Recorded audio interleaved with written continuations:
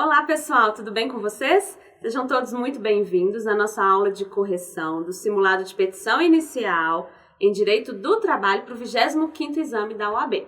Para aqueles que estão aí me assistindo no YouTube e ainda não são meus alunos, meu nome é Flávia Chadid e eu estou aqui para a gente corrigir, vou mostrar para vocês o espelho e fazer alguns comentários sobre um simulado de petição inicial que eu postei lá no site do curso Prolabore. Então, ainda que você não seja meu aluno, você pode correr lá no site do Prolabore, entrar na aba Downloads e procurar por esse simulado de petição inicial em Direito do Trabalho. Aí você vai baixar o enunciado e vai parar meu vídeo aqui, obviamente, e vai redigir a peça, como se fosse o dia da prova. E aí você vai gastar, em média, aí 2 horas e meia, 3 horas no máximo para redigir sua petição inicial, tá bom? Ela tem um enunciado inédito com temas que eu acho que podem aparecer no 25º exame da ordem. Aí você redigiu sua peça, você volta para cá para acompanhar comigo o espelho e os comentários sobre a prova, ok? Então vamos lá. Lembrando, eu estou corrigindo um simulado relativo ao 25º exame da OAB. Então, pode ter temas aqui, relacionados à medida provisória 808. Tudo conforme a reforma, ok. Porém, no 25º exame vai cair a medida provisória 808. Então, você tem que ficar ligado, porque eu não sei que dia que você está assistindo o meu vídeo, né? Já que a gente está aí no YouTube. Bom, então vamos lá. Eu vi que é uma petição inicial. Como é que eu sei, no dia da prova, que eu estou diante de uma petição inicial? O enunciado me passou um caso em que eu tenho um cliente, um trabalhador, me contando fatos, direitos que foram lesados. E você foi o advogado contratado desse cliente, desse trabalhador, e precisa defender os interesses dele. Veja bem, pessoal, você não tem ação, não começou processo nenhum. Se o processo não começou, você tem que defender os interesses de um cliente seu, que é um trabalhador que teve direitos lesados. Qual que é a única peça que você vai fazer? Petição inicial, tá? Então não tem perigo de você não saber qual que é a peça, especialmente em se tratando de petição inicial. É muito tranquilo de verificar isso, tá? Professora, qual peça que você acha que vem nessa prova do 25º exame?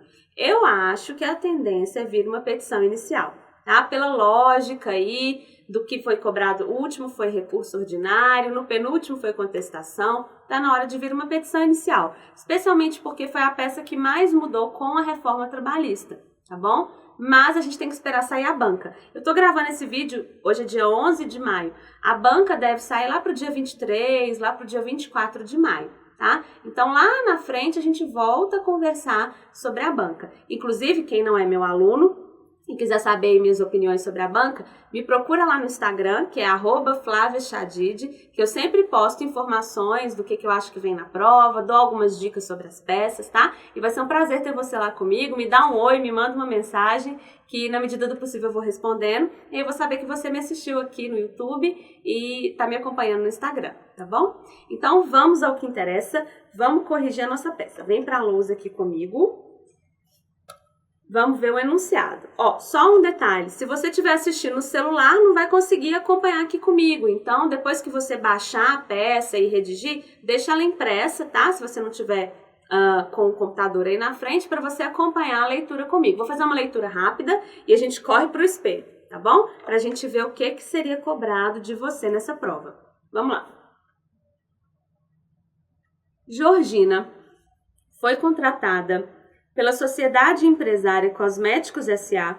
para exercer as atividades de vendedora na cidade de Belo Horizonte, percebendo salário mensal fixo de R$2.000. Então, primeira coisa, como eu sei que é uma petição inicial, eu vou ter que organizar as minhas ideias. Eu já tenho as primeiras informações aqui para começar a organizar as ideias antes de redigir minha peça. Lembrando o seguinte, quando eu faço um rascunho, quando eu falo assim, gente, vamos fazer um rascunho de petição inicial, você não vai escrever sua peça inteira no rascunho, de forma alguma, não dá tempo. Você precisa simplesmente organizar suas ideias. E aí eu esquematizo aqui com vocês uma linha do tempo com as informações mais importantes que você vai ter que coletar da sua peça, tá? E qual que é o pulo do gato, pessoal, para a prova da OAB, especialmente, o que vem sendo a tendência das peças da OAB aqui em Direito do Trabalho.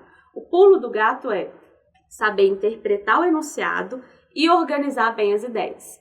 As últimas provas da FGV têm sido provas não muito difíceis, tá? As peças, estou falando de peça agora, elas não são muito difíceis, não são temas esdrúxulos, tá? São temas que você vai encontrar na sua CLT organizada, você vai encontrar no índice, que você já viu na aula, tá? Só que qual que é o detalhe? Você vai ter dificuldade, normalmente, de encontrar as palavras-chave, de encontrar os pedidos certinhos, porque o enunciado vem embolado, tá? Desde o 22º exame da OAB, a gente tem tido enunciados muito grandes e bem embolados. E aí, na hora que você está lendo a sua prova, você fica meio assustado. Meu Deus, esse enunciado está gigante, essa prova deve estar difícil, tá tudo embolado, tudo truncado, né? Então, o que eu vou fazer? Eu tenho que organizar as ideias. Então, quem consegue se organizar bem o rascunho, para pescar tudo que é importante, pegar as palavras-chave, para poder encontrar aqui na CLT organizada, sai na frente,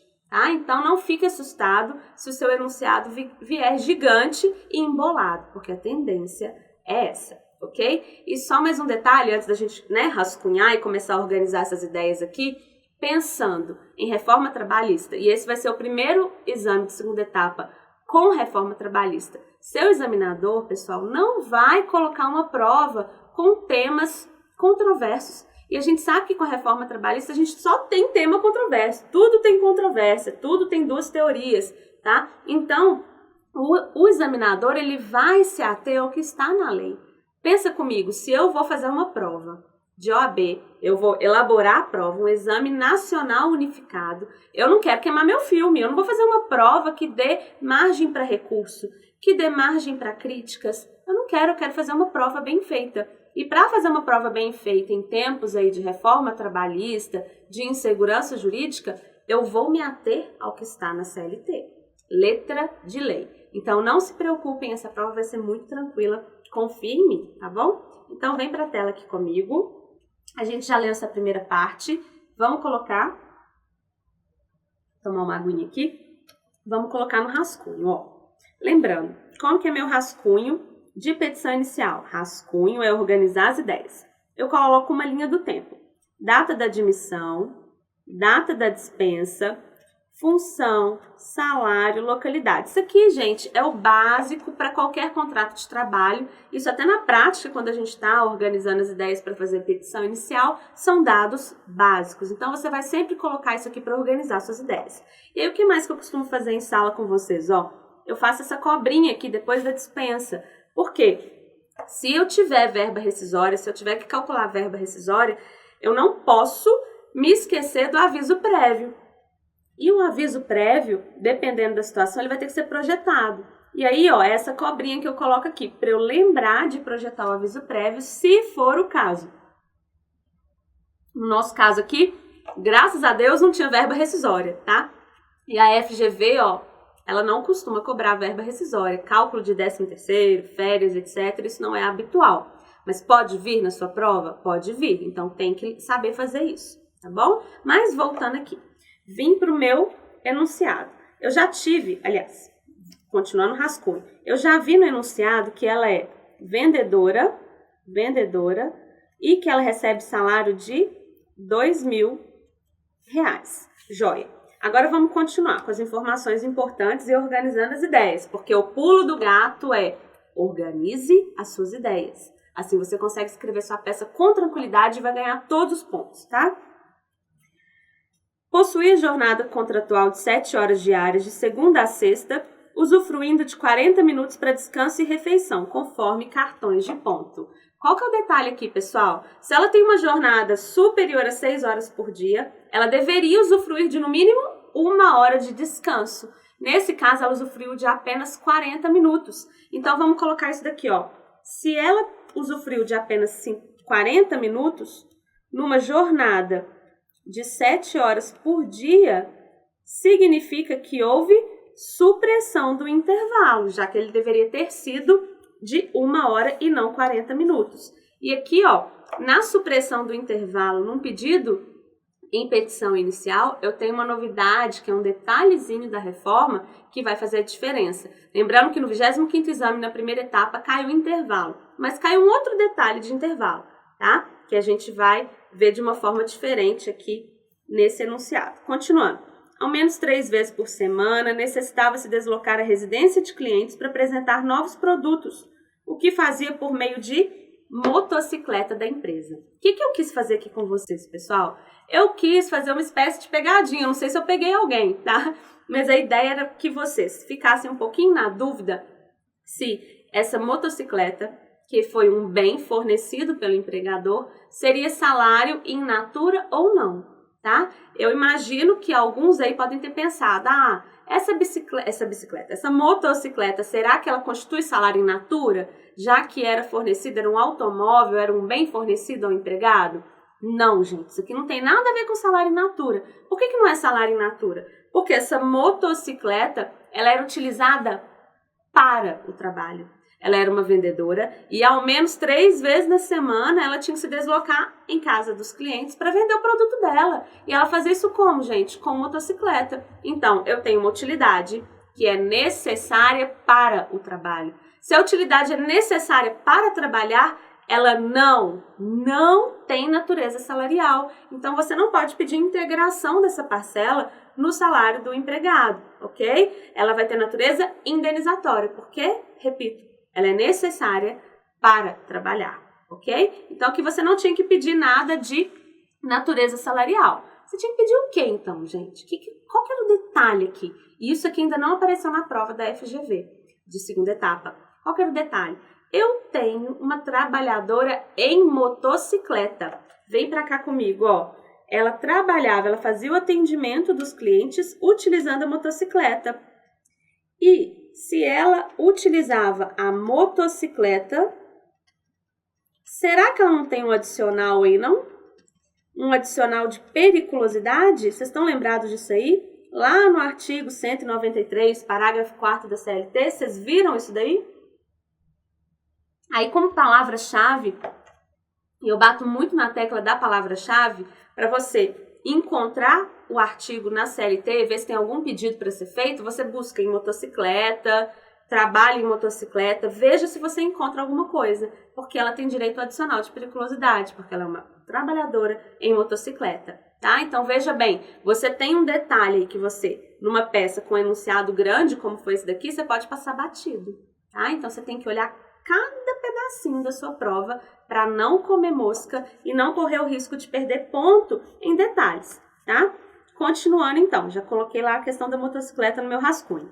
Nos meses de janeiro e fevereiro de 2018, Georgina fez 10 horas extras, tendo recebido o pagamento das referidas horas, adicional de 50% e reflexos adequadamente. No entanto, não lhe foi permitido usufruir do intervalo especial da mulher.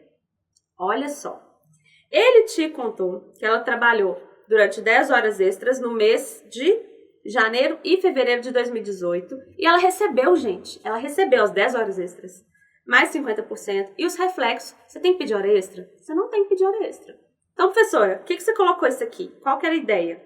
No finalzinho, eu falei que ela não usufruiu do intervalo especial da mulher. O que era, que não existe mais? Um intervalo especial da mulher. A ideia, que era o que eu costumava falar em sala, era o seguinte: eu trabalho 7 horas por dia, tá? Aí eu terminei meu expediente às 18 horas, supondo. Aí meu chefe chega, Flávia, hoje você tem que fazer hora extra, tá? Aí o que eu vou falar pro meu chefe? Isso antes da reforma. Antes da reforma. O que eu falaria pro meu chefe? Peraí, eu posso fazer as horas extras, só que eu tenho que correr ali no banheiro 15 minutinhos para retocar maquiagem, arrumar meu cabelo, tá? E fazer um lanche. Então, esses 15 minutos de intervalo entre o final do meu expediente e o início da sobrejornada não existe mais o intervalo especial da mulher.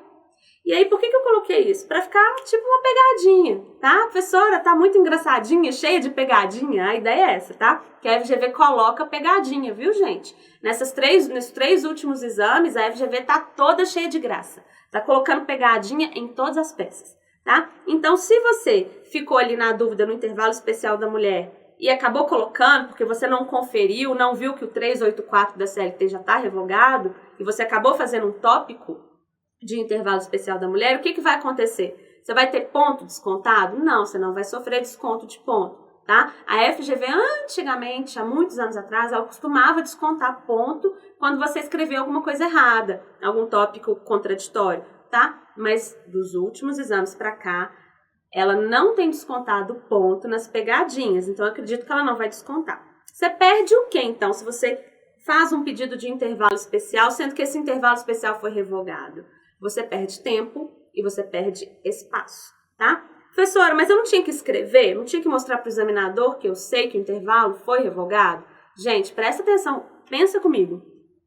Se eu estou te contando, se eu estou fazendo uma petição inicial e tem um intervalo especial que não existe mais, para que eu vou pedir na minha peça? Eu não tenho que pedir. Você tem simplesmente que não falar nada. Isso pode acontecer na sua prova. Tópicos que você não vai ter que mencionar na sua peça, tá bom? Não precisa ficar com medo, tá? Aqui foi uma pegadinha mesmo. Mas e se isso daqui caísse numa questão? Saindo um pouquinho, extrapolando, tá? Se fosse uma questão. Aí numa questão você teria que falar que foi revogado pela Lei 3.467 de 2017, tá? Que é a reforma trabalhista. Aqui seria o artigo 384 da CLT que foi revogado, tá? Então, vem aqui comigo. No mês de março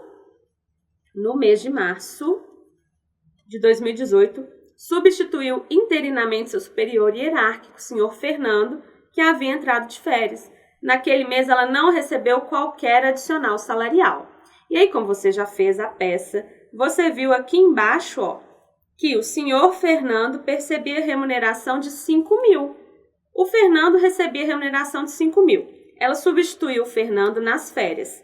Então, será que ela, olha aqui para a tela, ó, será que ela que recebia 2.000 durante a substituição do senhor Fernando, será que ela teria que receber o salário dele? Sendo que o salário dele era de 5.000. Esse 5 aqui, deixa eu melhorar esse 5. O salário dele era de 5.000. Será que durante essa substituição, que foi uma substituição não meramente eventual, foi durante as férias, ela deveria receber 5.000 ou 2.000? Ela deveria ter recebido 5, gente, mas era só durante aquele período, só durante a substituição. E o enunciado contou que ela não recebeu nenhum adicional. Então, nesse caso, você vai buscar lá no seu índice substituição temporária, substituição não meramente eventual, tá? E vai encontrar a súmula 159, inciso 1 do TST. Isso não tem nada a ver com a reforma, sempre foi assim, tá? Agora, um detalhe. Volta até aqui comigo, porque isso costuma ser dúvida de vocês, ó. Professora, por que não é equiparação? Aqui é só substituição, eu vou pedir o salário só naquele mês? Sim, pensa. Em algum momento, o enunciado te falou que ela exerceu as mesmas funções no mesmo empregador, no mesmo estabelecimento. Ah, professora, mas era no mesmo empregador, no mesmo estabelecimento, as mesmas funções, ok. Mas foi só durante aquele período. Então, só durante aquele período, eu não peço diferenças salariais da equiparação durante todo o contrato. Não houve discriminação, não é equiparação. Equiparação é só do artigo 461 da CLT, tá? Quando eu exerço as mesmas funções ali ao longo do contrato e eu quero o salário daquele outro funcionário que também exerce a mesma função que eu, e aí tem todos os requisitos do 461 da CLT, tá? E aí eu peço equiparação. Aqui foi uma mera substituição, só durante as férias. Então, eu não posso pedir simplesmente diferenças salariais de todo o contrato. Eu não quero o salário dele. Eu quero simplesmente o salário dele naquele período, durante aqueles 30 dias que eu substituí ele, tá? Então, é a súmula 159, inciso 1. Não confunda a substituição não meramente eventual, em que você recebe o salário do substituído, durante aquele período. Não confunda isso com a equiparação, tá bom? Equiparação 461 da CLT, que teve mudança com a reforma e eu acho que pode vir na sua prova também, tá? Talvez em questão ou mesmo numa petição. Mas vamos voltar para o que interessa aqui. Vem para cá, sem ficar pensando em equiparação, só não confunda. Durante todo o contrato de trabalho, a vendedora sofreu descontos a título de contribuição sindical e plano de saúde. Gente, aposto muito que isso aqui vai vir na sua prova. Vou beber uma aguinha aqui. Contribuição sindical e plano de saúde. Ela sofreu desconto. Pergunto para vocês. Ela pode sofrer desconto de contribuição sindical? Ela pode sofrer desconto de plano de saúde? Vamos começar pela contribuição sindical. Anota aqui comigo, ó, contribuição sindical. Quando a gente pensa em contribuição sindical, logo vem na cabeça aquela tal da contribuição sindical obrigatória, que todos os empregados teriam esse desconto. O que aconteceu com a reforma trabalhista, gente? Com a reforma trabalhista, agora a contribuição sindical não é mais obrigatória. É necessário que prévia e expressa anuência do empregado. E o que o enunciado te contou? Olha aqui, vamos ver se você percebeu isso aqui lá embaixo, ó. O enunciado te contou que ela lhe informou que a única autorização assinada para desconto no salário foi relativa ao plano de saúde, nunca tendo autorizado nenhum outro desconto. Então, se ela nunca autorizou desconto nenhum, gente, além do plano de saúde, significa que ela não deu a prévia e expressa anuência, autorização, para ter o desconto da contribuição sindical, ok? Então, ela não poderia ter sofrido esse desconto, você vai pedir a devolução do desconto da contribuição sindical. A gente vai ver o espelho daqui a pouco, beleza? Então, vem aqui comigo. Ah, professora, vou pedir também, vou aproveitar que eu estou pedindo desconto, a devolução do desconto da contribuição sindical e vou pedir também do plano de saúde, tem que pedir, estou fazendo petição inicial. Não, tá? Não vai pedir do plano de saúde não, porque o plano de saúde ela autorizou, tá? Plano de saúde, se tem autorização, pode descontar. Inclusive, ó, tem novidade, isso aí não é novidade, né? Mas a reforma incluiu o artigo, deixa eu até pegar o artigo aqui para vocês, que eu não coloquei no espelho, porque você não tinha que pedir para devolver o desconto do plano de saúde, mas dá uma olhada depois no artigo 458 da CLT, o parágrafo 5º, tá? Que fala de assistência médico-odontológica, desconto de plano de saúde. E olha, também, vai anotando aí, que isso aqui eu não coloquei no espelho não, tá? O artigo 462, aqui ó, 462 da CLT... Eu quero a súmula. Vocês vão olhar a súmula 342 do TST, tá? Em relação ao desconto do plano de saúde. Súmula 342 do TST. Se tem prévia, se tem autorização, o empregador pode descontar o plano de saúde. Então, plano de saúde, 458, parágrafo 5º da CLT e a súmula 342 do TST. Deem uma olhada nisso depois, tá? Depois que a gente terminar esse vídeo. Então, eu vou pedir só o do desconto, a devolução do desconto da contribuição sindical. Continuando. A convenção coletiva da categoria, embora não trouxesse nenhuma estipulação sobre jornada e intervalos, previa a possibilidade de concessão do auxílio alimentação. Olha só. Antes de entrar nessa questão do auxílio alimentação, por que eu falei que a convenção não previa nada sobre jornada e intervalo? A gente não fez um pedido lá em cima sobre a supressão do intervalo intra-jornada? A gente não falou que o intervalo mínimo é de 1 e ela usufruiu somente de 40 minutos, então teve supressão? O que acontece? Com a reforma trabalhista, eu posso ter redução do intervalo, presta atenção no que eu estou te falando. Eu posso ter redução do intervalo para descanso e refeição de até 30 minutos, então posso sair de 1 para 30 minutos apenas de intervalo, contanto que tenha previsão em convenção ou acordo coletivo. E também, que continua vigente, tá? Um artigo lá da CLT, o 71 da CLT, falando que se tiver autorização do Ministério do Trabalho e Emprego e refeitórios apropriados, o empregado pode sofrer redução de até 30 minutos de intervalo. Então agora eu tenho presta atenção, duas possibilidades para redução do intervalo, duas possibilidades lícitas em que o intervalo pode ser menor do que 1 hora. Quando tiver convenção coletiva, o acordo coletivo, e no caso o enunciado te falou que não tem, então não podia reduzir.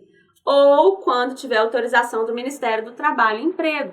Nesse caso, ele te falou que tinha autorização do Ministério? Não tinha. Então eu te contei isso, gente, para reforçar a ideia de que, vem cá, para reforçar a ideia de que esse intervalo aqui, ó, de 40 minutos não é lícito. Se esse intervalo de 40 minutos não é lícito, eu vou ter que pedir, ó, vou colocar aqui de vermelhinho, eu vou ter que pedir o que falta para completar 1 hora. Olha para mim, o que falta para completar 1 hora. 1 hora é o mínimo. Eu descansei 40 minutos. De 40 minutos para 60 minutos, que é 1 hora, falta quanto? Falta 20 minutos. Então, eu vou pedir só o que falta, que é o período que foi suprimido do descanso. Eu vou pedir esse período suprimido Ó, 20 minutos. Como hora extra. 20 minutos de hora extra mais 50%, que é o adicional de horas extras. Então, aquilo que eu não descansei, eu não vou pedir a hora cheia, 1 hora, igual era antigamente. Esquece o antigamente. Agora eu peço só o que falta para completar o mínimo. Então, se eu descansei 40 minutos, não tem previsão em acordo coletivo, convenção coletiva, não tem autorização do Ministério do Trabalho e Emprego, então essa redução está ilícita, ele não deveria ter feito essa redução. Então, como ele suprimiu, eu peço o que faltou. O que faltou de descanso vira a tal da hora extra ficta, tá? Então, vou pedir 20 minutos, que é o que falta para completar 1 hora de horas extras, mais 50%. E aí é com natureza indenizatória, não tem reflexo, tá? Não tem reflexo, a gente vai ver daqui a pouquinho no espelho.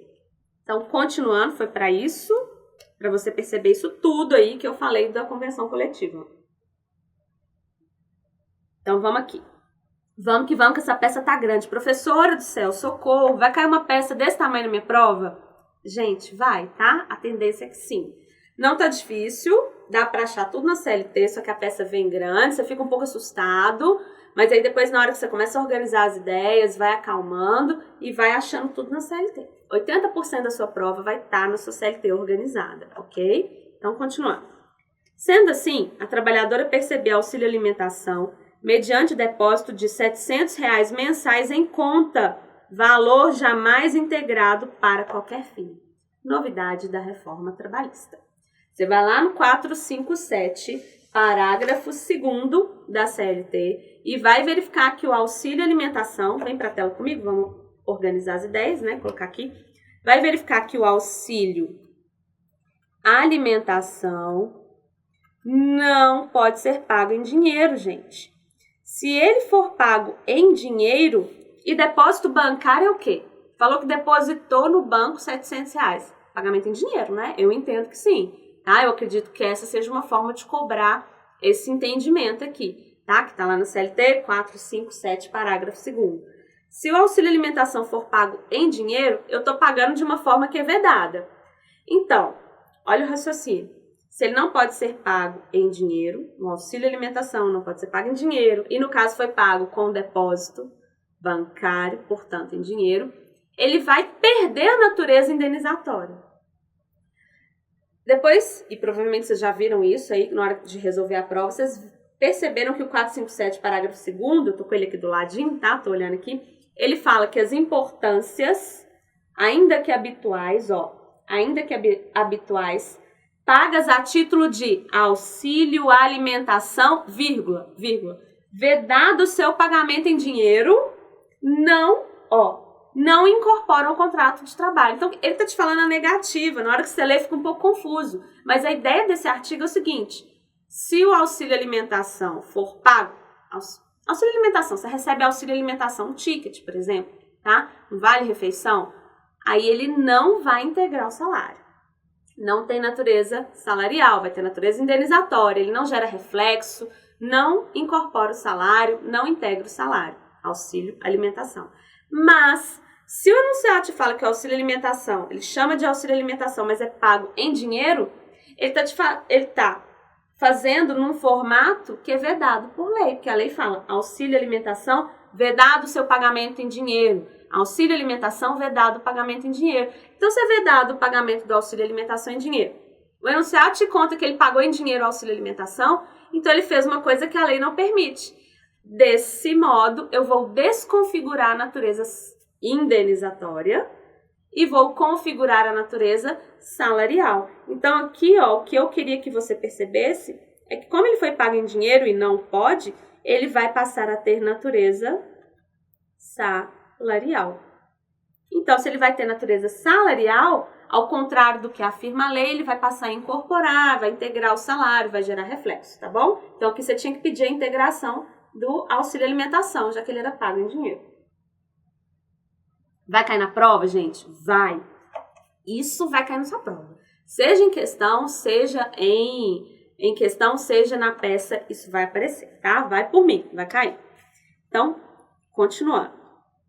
Em dezembro de 2017, em razão do trágico falecimento de seu sobrinho Diogo, precisou fazer uma rápida viagem ao interior de Minas hipótese em que teve que faltar 3 dias consecutivos de serviço, tendo apresentado certidão de óbito, mas sofreu descontos dos referidos dias. Gente, eu pergunto para vocês, será que o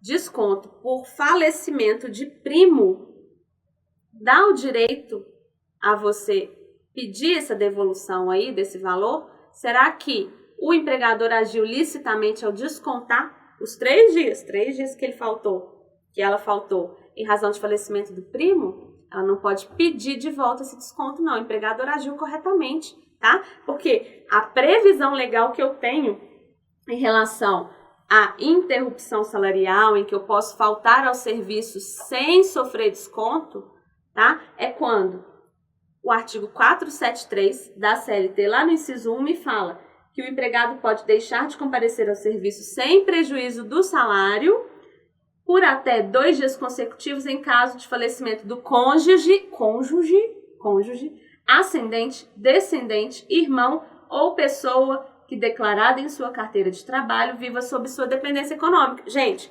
primo é cônjuge, primo é irmão, primo é descendente, é ascendente, é pessoa declarada que vive sob a sua dependência? Não é nada disso. Então ele poderia ter faltado aí pelo menos 2 dias consecutivos? Não poderia. Tá? Ainda que ele tenha apresentado ali a certidão de óbito, esse desconto é devido. Se o desconto é devido, eu vou pedir o que na petição inicial? Nada. Professor, então por que você colocou isso? Eu fiz igual a FGV, tá? Tô cheia de graça e resolvi colocar aqui pra você ficar esperto com pegadinha. Então não tinha que pedir devolução de desconto. Se pediu devolução de desconto, você perdeu tempo e perdeu espaço na sua peça. E essa não é uma peça pequena. Tá bom? Então, fiquem atentos porque pode acontecer isso daí no dia da sua prova.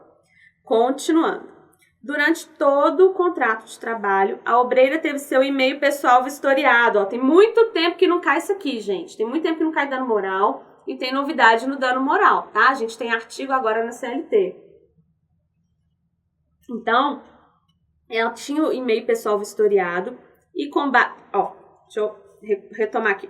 Durante todo o contrato de trabalho, a obreira teve seu e-mail pessoal vistoriado pelo empregador que, com base em alegado poder diretivo e fiscalizatório, olha a alegação, informava que só poderia trabalhar na empresa aqueles empregados que fossem transparentes e sinceros, tá?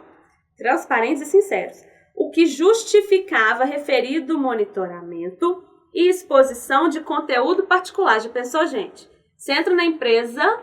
Tá? Você entrou na empresa, além do seu e-mail corporativo, porque geralmente a gente tem um e-mail corporativo, aí seu empregador fala assim, ó, Flávio, é o seguinte, como eu sei que você é muito honesta, você realmente merece estar aqui na empresa, tá? Mas para eu confirmar que você é uma pessoa muito clara, muito honesta, eu vou sempre monitorar o seu e-mail pessoal, tá? Você tem e-mail corporativo, ok? Mas o e-mail pessoal também você vai me dar a senha e eu vou ter acesso, que eu vou verificar se você realmente é uma pessoa honesta, uma pessoa bacana.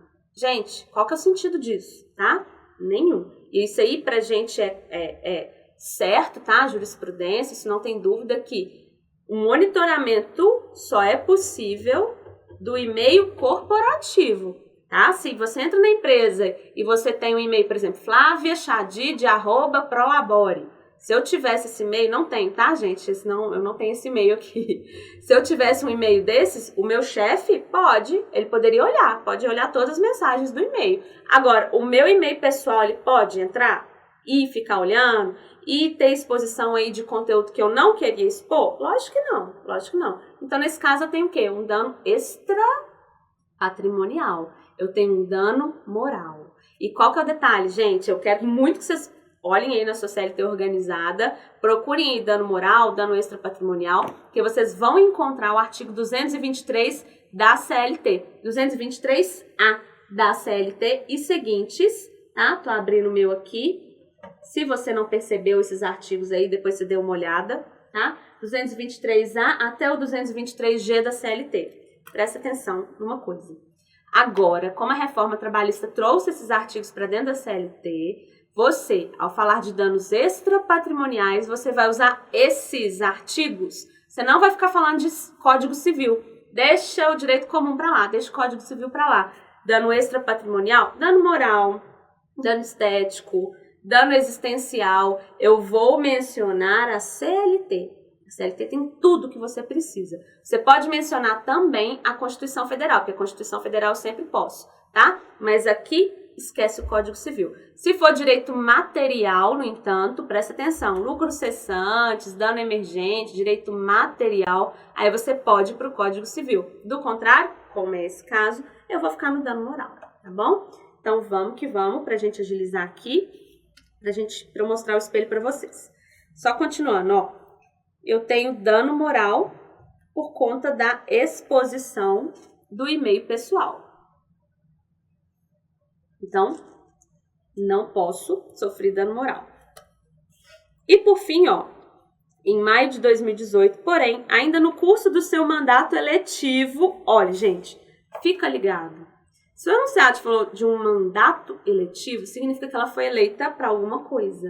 Geralmente, se ele te contou que houve eleição para algum mandato, pode ser que esse mandato vai ter garantia de emprego, tá bom? E nesse caso tem, e é uma garantia de emprego nova, novidade da reforma, que pode aparecer na sua prova. Por quê, gente? Volta aqui para mim. Se não, a FGV, ela não ama, ela idolatra garantia provisória de emprego. E agora com a reforma a gente tem novidade, tá? Então se liga nisso aqui. Membro de comissão de representantes dos empregados, tá? Em maio de 2018, no curso do mandato eletivo do membro de comissão de representantes dos empregados, Georgina foi dispensada imotivadamente. Ele te dá a dica. Se ela estava no mandato e foi dispensada imotivadamente, você vai procurar no seu CLT. Vai lá em estabilidade, vai lá em comissão de representantes da empresa e vai ver se tem novidade aí, tá? Se tem garantia de emprego. Nesse caso, você vai achar o artigo 510D da CLT e vai verificar que agora a gente tem a possibilidade, as empresas têm a possibilidade de formar a comissão de representantes de empregados, tá? Essa previsão dessa comissão já existia na Constituição, tá, gente? Lá no artigo 11, nas empresas com mais de 200 empregados é possível formar a comissão. Só que não tinha regulamentação, não tinha nada sobre como formar, se tinha garantia de emprego ou não, como seriam as eleições. Aí a reforma trabalhista trouxe isso para a CLT, lá no artigo 510D da CLT. Ok? Aí depois vocês deem uma olhada e confiram no índice se você não achou isso daqui. E aí se ela tem estabilidade provisória e foi dispensada no curso do mandato, tá? No curso do mandato, você vai pedir o quê, gente? Presta atenção aqui, tá? Se eu tenho uma estabilidade provisória e fui dispensada imotivadamente, essa dispensa é nula, ela não deveria ter acontecido, ele não poderia ter me dispensado imotivadamente. Tá? Então, nesse caso, você vai pedir o quê? Você vai pedir a reintegração ao emprego ou, caso não seja possível reintegrar, a indenização substitutiva e vai pedir também a tutela provisória de urgência. Sempre, escuta o que eu tô falando. Já tá no finalzinho do vídeo, a gente já vai ler rapidinho aqui o espelho, vai fechar, vou deixar vocês descansarem, mas escuta o que eu tô falando. Pediu reintegração, vai pedir tutela provisória de urgência, tá bom? Sempre peça, porque pode aparecer no seu espelho. Então, vamos fechar aqui, ó. Vou só acrescentar mandato, ó, membro, não sei se tá dando para enxergar aí, ó, no finalzinho, membro da comissão de representantes. Então, aqui eu tenho uma estabilidade provisória no emprego. E por fim, aqui, inconformada, procurou seu serviço advocatício. Então, eu tenho uma trabalhadora inconformada com a lesão de vários direitos, tá? Então, ela quer que você auxilie ela. Você vai auxiliar como? Você vai ajuizar uma ação trabalhista, tá? Uma petição inicial. Então, para fechar, em entrevista com seu cliente, ela informou que sobre a autorização, a gente já leu, remuneração do Fernando. Por fim, conforme contra-cheques apresentados, você constatou que houve pagamento ao longo do contrato apenas do salário fixo mensal e das horas extras prestadas. Por que eu coloquei isso, gente? A FGV tem feito isso. Ela te relata o caso inteiro e lá no final ela te conta que que você viu o contra-cheque, que só tinha pagamento e desconto disso e disso no contra-cheque. Então, se o pagamento foi só do salário fixo mensal e das horas extras, ele tá querendo te dar um indício de quê? Volta aqui comigo, ó. Volta aqui comigo. Olha esse tópico aqui da motocicleta, que eu falei com vocês, que aqui tem adicional de periculosidade, que isso aqui estava, ó, meio que implícito, poderia ser uma pegadinha. Se no contra-cheque não tinha, se o enunciado não te falou que no contra-cheque tinha pagamento de adicional nenhum, além daquelas horas extras que ela prestou e do salário fixo, então porque ela não recebia adicional de periculosidade. Então o enunciado está te dando a deixa, falando vai, presta atenção e pede adicional de periculosidade, tá bom? Então, ufa, por fim, vamos ver o espelho e aí você vai conferir sua nota, tá? Eu vou fazer o seguinte, eu vou colocar esse espelho lá na aba de downloads também, na aba de downloads do site do curso Prolabore. Tô descendo a tela, tá, gente? Tá tudo branco aqui. Vou colocar lá no site do curso Prolabore para todo mundo baixar, não precisa ser aluno, não precisa fazer login, nem colocar senha. Entrou no site do Prolabore, tem um cantinho lá de aba de downloads. Aí tem vários documentos e tal. Você procura pelo simulado, né? Você já fez o simulado. E eu vou postar, vou pedir pro pessoal colocar lá para vocês esse espelho, tá? Que aí você confere direitinho sua nota. Mas, feita essa correção aqui, esses comentários com vocês, olha como que vai ficar essa pontuação, ó. Presta muita atenção, é assim que a FGV faz, ó. Eu tenho, primeiro quesito, endereçamento e qualificação. Você vai ter que fazer lá, começar sua peça. Excelentíssimo senhor juiz da Reticências, Vara do Trabalho de onde? De Belo Horizonte. Então aqui, ó, endereçado ao juízo da Vara do Trabalho de Belo Horizonte. Aqui você ganhou 0,05. Tá? Confere aí, já coloco certinho e já coloco o ponto para você. Aí você tinha que mencionar que se trata de um ajuizamento de uma ação trabalhista, pode falar reclamação trabalhista também, não tem problema, tá? Conforme qual artigo? 840, parágrafo 1º da CLT. Então, nesse primeiro tópico, gente, no endereçamento e na qualificação ali, você já ganhou 0,10, tá? Eu não coloquei aqui no espelho, porque o espelho estava muito grande, tinha muitos tópicos, eu não coloquei, mas a FGV pode exigir que você qualifique o autor e o réu, o reclamante e o reclamado, tá? Ela costuma aceitar que você coloque simplesmente o nome do reclamante, no caso era Georgina, se não me engano, e coloque qualificação e endereço completo, essa expressão, tá? Mas eu sempre gosto de qualificá-la direitinho, escrever nacionalidade, reticências, CTPS, reticências, CPF, reticências, tá? Mas a FGV nunca cobrou esse detalhe, não, ok? Então, coloquei a ação trabalhista, 840, parágrafo 1º, enderecei direitinho. Lembrando, eu não posso endereçar ao juízo de direito. Não posso colocar excelentíssimo senhor juiz de direito, não posso, porque juiz do trabalho é uma coisa, juiz de direito é outra. A não ser que o enunciado te conte que se trata de um juiz de direito investido, olha, vestiu a camisa, investido da jurisdição trabalhista. Aí, se for um juiz de direito investido da jurisdição trabalhista, lá no endereçamento você vai escrever excelentíssimo senhor juiz de direito. Do contrário, se ele não falou nada, você está falando com o juiz do trabalho, tá? Então, ele não é juiz de direito, não faço não, porque ele vai ficar ofendido, ele não vai gostar não, e não vai te dar o ponto, tá? Então, volta para cá. Intervalo. Pedir 20 minutos de horas extras, que é exatamente o período suprimido, pessoal, acrescido de 50%. Aí, olha o detalhe.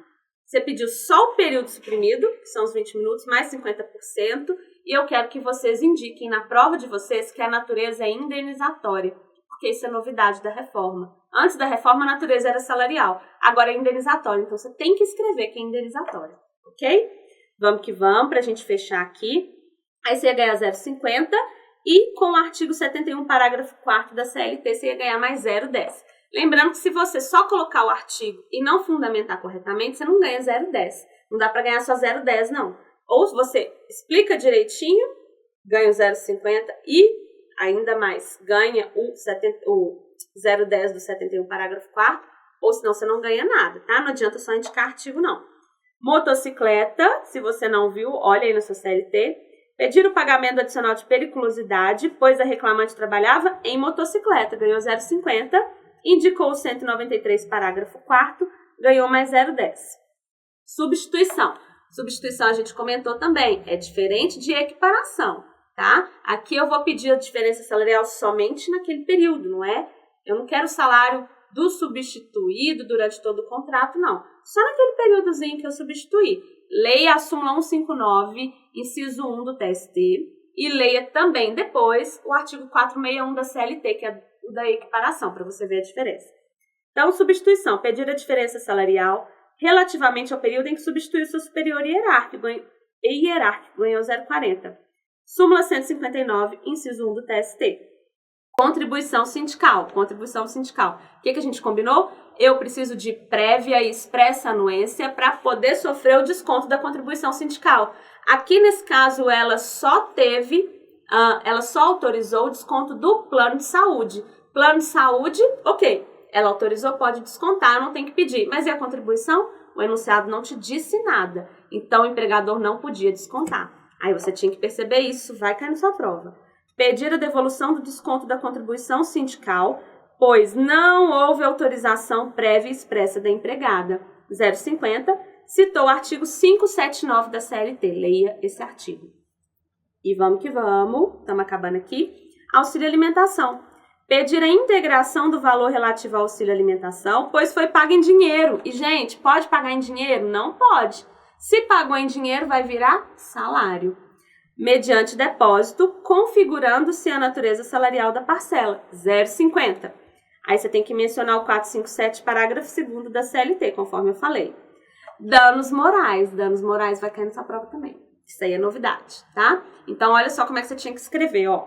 Pedir danos morais com indicação do parâmetro.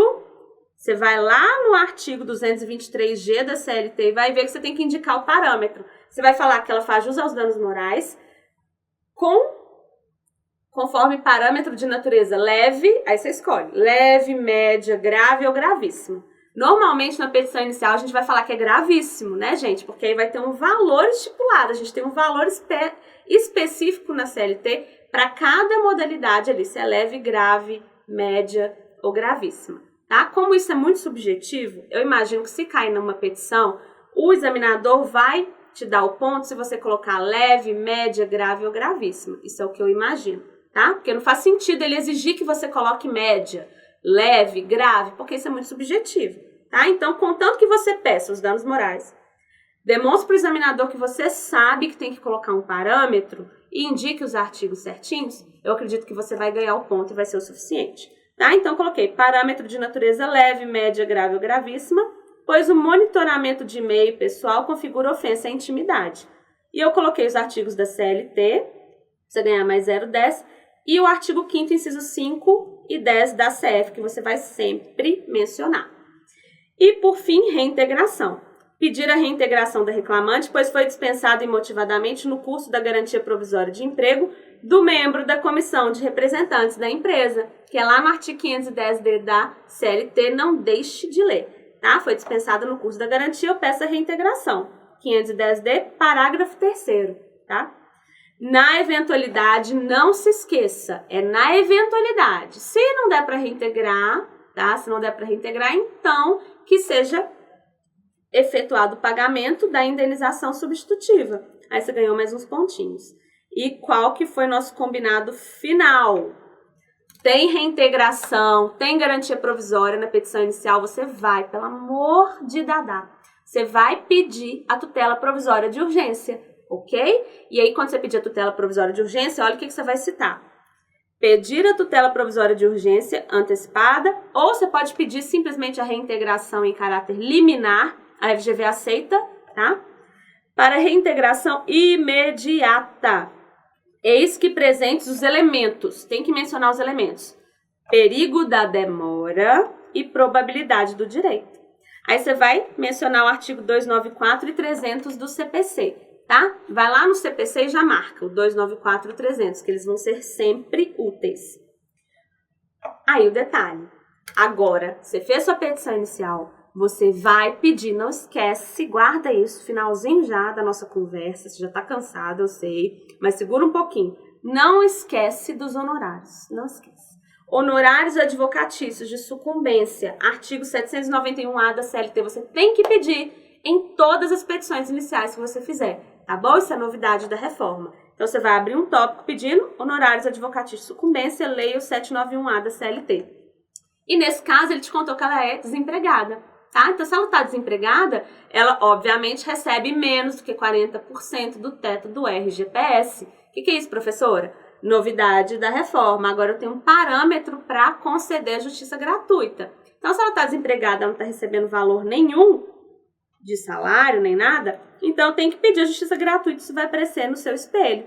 Aí você vai mencionar que ela está desempregada e vai colocar o 790, parágrafo 3º da CLT. E dê uma olhada também no parágrafo 4º, que é um pouquinho diferente. Pedidos e requerimentos. Você vai pedir a procedência de todos os pedidos e você vai indicar cada pedido, vai indicar cada pedido com esse R cifrão aqui, igual eu coloquei, ou senão você vai escrever valor apurado. Isso é novidade da reforma. Lá no finalzinho da sua peça, você vai pedir, diante do exposto, requer citação da reclamada para apresentar defesa e a procedência de todos os pedidos. Escreva essa frase, procedência de todos os pedidos. Bem como a condenação nas seguintes parcelas, que é aquela parte chata da petição inicial. Você vai escrever letra A, horas extras. Antigamente a gente escrevia assim, a apurar. Agora não. Agora o pedido, ainda que seja no rito ordinário, que é a nossa regra, tá? Você tem que colocar o pedido com valor apurado. Então, vem aqui para a tela comigo. Olha aqui nesse cantinho. Você vai colocar, por exemplo, letra A. Nossa, a caneta tá grossa. Letra A. Você vai escrever assim, horas extras. Escreveu horas extras. 2 pontos. R cifrão. Ou senão você escreve entre parênteses valor apurado. Tá bom? Porque o pedido tem que ser determinado e com valor indicado. Novidade da reforma, cuidado com isso. E agora, por fim, você vai mencionar valor da causa. E no valor da causa você vai abrir parênteses, igual tá aí no espelho, e vai escrever somatório de todos os pedidos. Escreve isso, ok? R cifrão, que eu nem coloquei aqui. Você vai escrever valor da causa, 2 pontos, R cifrão, somatório de todos os pedidos. E fecha sua peça. Local, pede deferimento, local, data, advogado, OAB, endereço para intimações. Ok, pessoal? Foi um prazer bater esse papo aqui, ler a peça com vocês, corrigir, passar o espelho, tá? Espero que tenha sido produtivo. Foi uma peça extra que eu fiz para quem é meu aluno, né? Vai ter mais uma peça aí para trabalhar, para treinar. E quem não é meu aluno, ficam aí algumas possibilidades que podem vir na sua prova. Então, não deixe de revisar esse espelho que eu vou colocar lá no site do Prolabore para todo mundo poder baixar. Não deixe de revisar esse espelho, conferir suas respostas. E se faltou alguma coisa na sua prova, na sua petição inicial, confira na sua CLT, já deixa tudo marcadinho, que eu tenho certeza que alguma coisa que está aqui vai cair na sua prova e você vai acertar, tá bom? Tenha muita tranquilidade, tá? Não fique com medo da reforma, essa prova vai ser tranquila, vai estar tudo na lei e você está preparado. Tá bom? E aí, se ficou alguma dúvida, quiser bater um papo sobre alguma coisa aqui que a gente conversou, pode me mandar mensagem lá no Instagram, né? Quem não é meu aluno, pode mandar mensagem lá no Instagram, que na medida do possível eu vou respondendo, tá? Vai ser um prazer conversar com vocês. Pessoal, bom descanso aí, bons estudos e a gente se vê numa próxima, tá bom?